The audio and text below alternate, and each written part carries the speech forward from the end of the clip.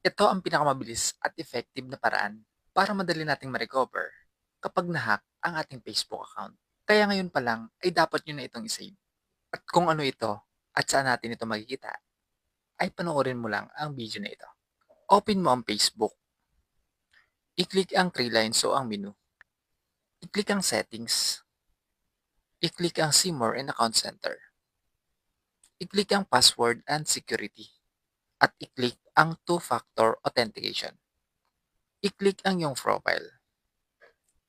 At paghanap dito ng password ay ilagay nyo ang password nyo. At i-click ang continue. At antayin ang confirmation code na isi-send sa ating Gmail account. Pagkatapos ilagay ang code, i-click mo na itong continue. At i-click mo dito ang additional method. At i-click ang recovery codes.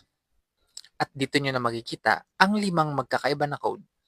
At dapat po ay ma-save nyo na ito para kung sakaling ma-hack ang iyong Facebook account ay madali nyo itong ma-recover gamit ang mga recovery codes na ito.